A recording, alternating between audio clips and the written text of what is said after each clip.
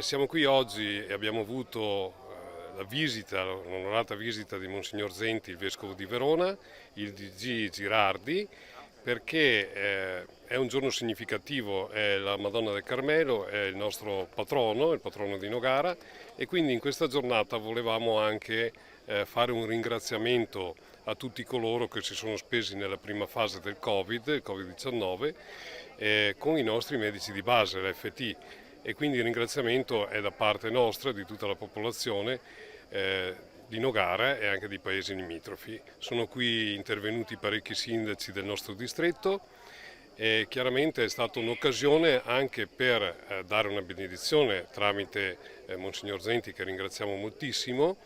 sia della struttura ma anche e soprattutto della REMS. Per noi ha rappresentato l'occasione per far venire qua Monsignor Zenti a benedire questa struttura, che è una importantissima sede non solo aziendale ma regionale, dove c'è la REMS, che è una struttura dal punto di vista, se volete, anche emotivo, di riabilitazione molto importante per i pazienti psichiatrici, che qua, come vedete, hanno la possibilità di una riabilitazione anche nel lavoro, quindi nell'essere persona, nel stabilire dei contatti tra di loro con gli animali oppure con la natura, coltivando beni preziosi della terra. La giornata di oggi è un'occasione di una ottima sinergia tra chi è impegnato in campo sociosanitario, il territorio, i sindaci e quindi i comuni, perché qua si sta facendo qualcosa che ha sicuramente un significato terapeutico, dare la possibilità a persone che hanno avuto delle problematiche da un punto di vista psicologico-psichiatrico di essere riabilitate, di poter rientrare nei loro territori, a proseguire anche la loro vita, visto che molti degli ospiti sono giovani. Poi c'è questa possibilità di unire all'atto medico per definizione, quindi quello della terapia, l'atto riabilitativo, che non viene fatto solamente da professionisti della salute mentale, ma viene fatto anche da realtà locali, e l'esperienza di questo poter avere un'attività riabilitativa in un orto piuttosto che nei campi o nei cura negli animali rappresenta, secondo me, un qualcosa di molto utile per i nostri ospiti e che potrà produrre salute oltre che produrre attività lavorativa in senso concreto. Quindi è un'esperienza molto bella. Abbiamo invitato oggi i sindaci del nostro distretto, abbiamo invitato la casa di riposo, che è stata anche lei in prima linea, e chiaramente chiudendo subito le porte e usando le protezioni siamo riusciti a non avere casi, anche per fortuna, diciamo così, no? Perché la componente fortuna ci vuole sempre, scusate, ma nella vita, se non si è un po' fortunati, chiaramente ci assiste anche la Madonna, ma insomma un po' di fortuna ci vuole.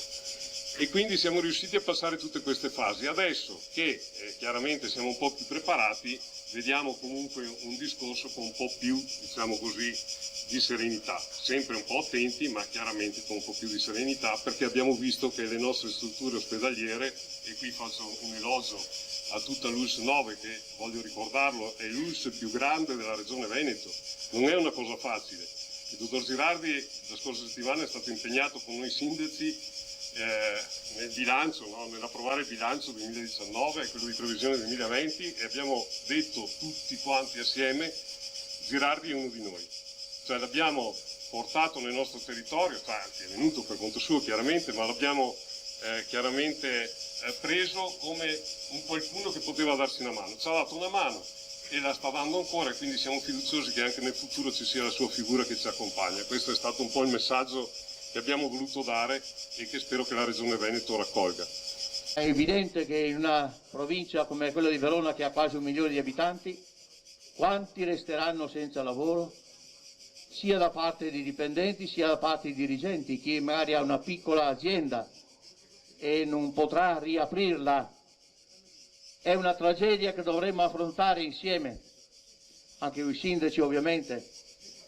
Tutti insieme dovremmo affrontare con dignità. Ho sempre suggerito, e lo suggerisco anche qui, si faccia in modo che le aziende ancora in salute abbiano il buon senso